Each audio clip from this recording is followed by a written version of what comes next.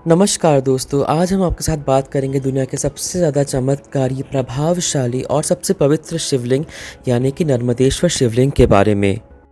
शिव जी की पूजा में शिवलिंग के पूजन की सर्वाधिक मान्यता मानी जाती है क्योंकि शिवलिंग भगवान श्री शिव का निराकार स्वरूप है। दोस्तों, शिवलिंग में शिव और शक्ति का दोनों का ही समावेश होता है और नर्मदेश्वर शिवलिंग की तो इतनी महिमा है दोस्तों कि उन्हें तो प्राण प्रतिष्ठा की भी जरूरत नहीं होती क्योंकि वह स्वयंभू है। नर्मदेश्वर शिवलिंग की पूजा सबसे ज़्यादा महत्वपूर्ण होती है और सबसे ज़्यादा फलदायी भी मानी जाती है।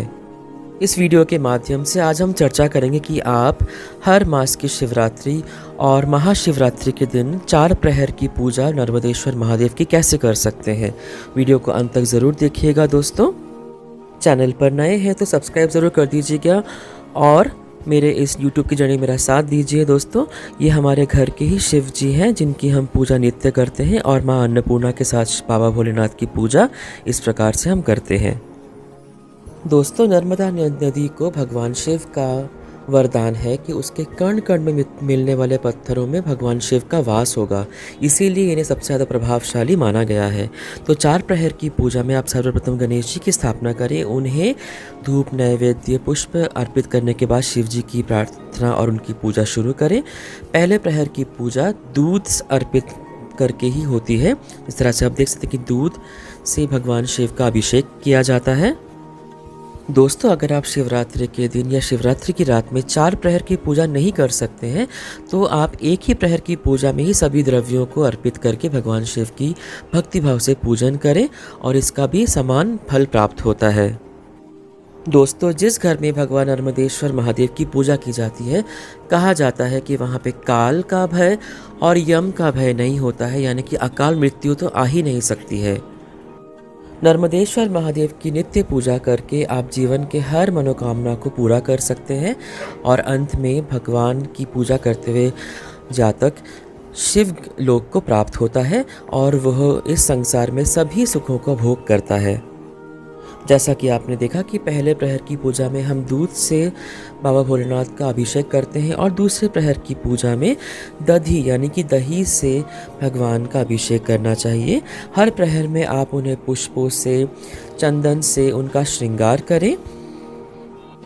दोस्तों, हर महीने में 4 प्रहर की पूजा में तिथि और समय जो है उसमें थोड़ा अंतर हो सकता है, तो आपको ये देखने को मिलेगा कि करीब शाम 6 से 9 बजे तक पहला प्रहर, रात के 9 बजे से रात के 12 बजे तक दूसरा प्रहर, रात के 12 बजे से लेकर सुबह के 3 बजे तक यानी कि ब्रह्म मुहूर्त होने वाला हो उसमें तीसरा प्रहर और सुबह के 3 बजे से लेकर सुबह के 6 बजे तक ब्रह्म मुहूर्त में भगवान शिव की आराधना का चतुर्थ प्रहर शुरू होता है।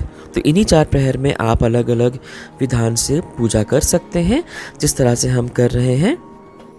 शिवरात्रि के दिन हमने माँ अन्नपूर्णा की भी स्थापना की, जिनको हम वाराणसी यानी कि काशी क्षेत्र से उनकी प्रतिमा को हम लेके आए थे। तो इसीलिए आप देख सकते हैं, आप दर्शन कर लीजिए माँ अन्नपूर्णा के भी।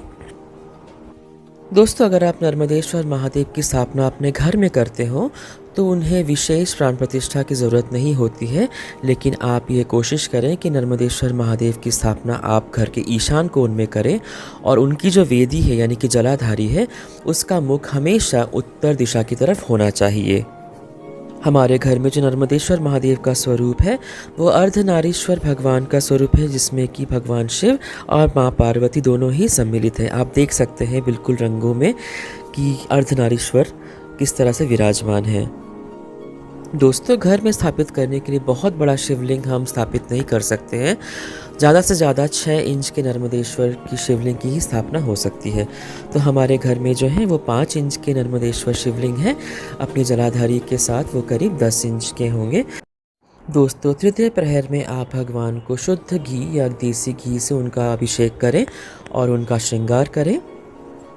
और चतुर्थ प्रहर में यानी कि सुबह के 3 बजे से लेकर सुबह 6 बजे का जो मुहूर्त होता है उसमें भगवान शिव की आराधना, उनका जो अभिषेक किया जाता है वो मधु यानी कि शहद से उनका अभिषेक किया जाता है।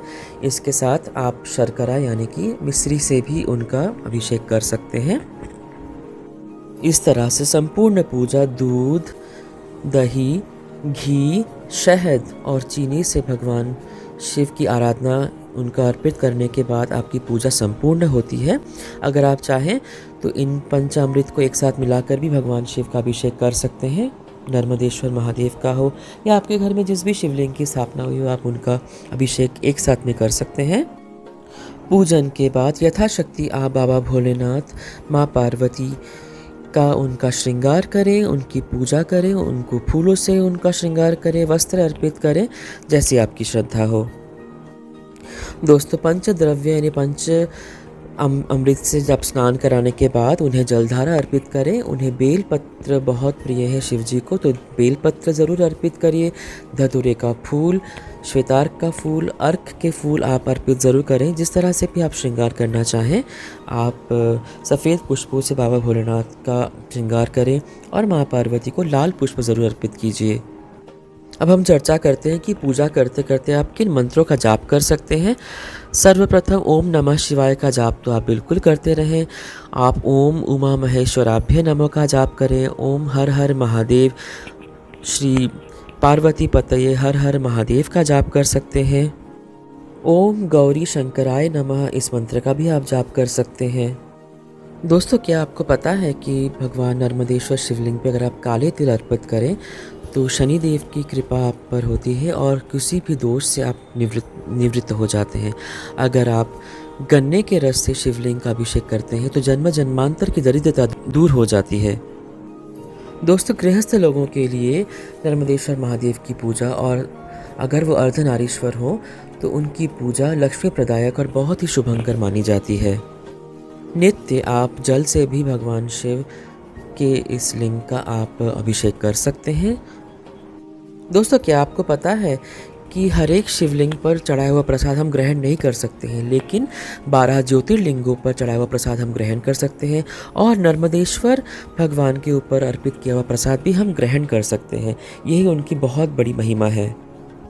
दोस्तों, पूजा के अभिषेक का दूध, दही, जल एक पात्र में आप इकट्ठा कर लें और उसे किसी बरगद के पेड़ के नीचे या किसी भी पवित्र पेड़ के नीचे आप उन्हें दे सकते हैं। लेकिन तुलसी में शिव जी का चढ़ाया हुआ जल हम नहीं चढ़ाते हैं।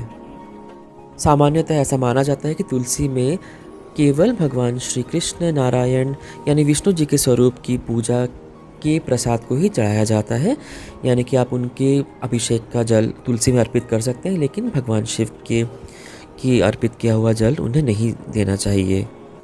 दोस्तों, अब पूजन तो हमने कर लिया।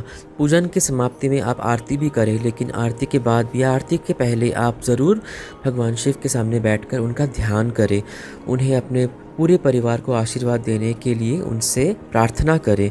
इस तरह से ही भगवान शिव के सामने बैठ कर के अपने गृहस्थ में उनकी पूरी कृपा हो, उनकी अनुकंपा हो, ऐसा आप मन से उनकी प्रार्थना करें। इससे आपका पूजन सार्थक हो सकता है। आरती के समय ओम जय शिव ओमकारा आरती आप सुन सकते हैं, गा सकते हैं। पंच दिए से भगवान शिव की आरती करें। भगवान शिव की आरती में कर्पूर से उनकी आरती करने का विशेष महत्व है, क्योंकि वो तो स्वयं ही कर्पूर गौरम है।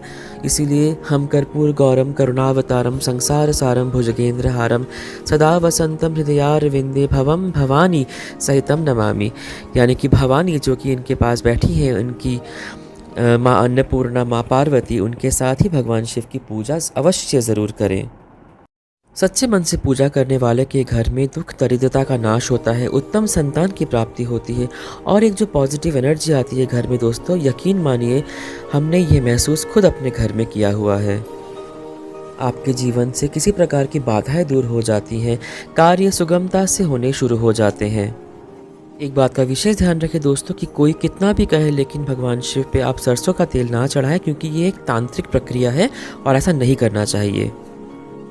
मुझे ये संपूर्ण आशा है कि आपको ये वीडियो बहुत पसंद आया होगा, और अगर आपको कोई भी जानकारी चाहिए नर्मदेश्वर महादेव की पूजा के बारे में, आप ज़रूर मुझसे DM कर सकते हैं। इंस्टाग्राम पे निवेदन होम डिवोशंस मेरा इंस्टाग्राम हैंडल है। आप मुझे कमेंट ज़रूर करें इस वीडियो पे, ज़रूर मैं आपके कमेंट का जवाब देता हूँ। ये महादेव की मूर्ति हमने कहाँ से ली, शिवलिंग हमने कैसे लिया, ज़रूर मैं आपको बता सकता हूँ। वीडियो को अंत तक देखने के लिए बहुत बहुत धन्यवाद। हर हर महादेव। ओम नमः शिवाय, ओम नमः शिवाय, ओम नमः शिवाय।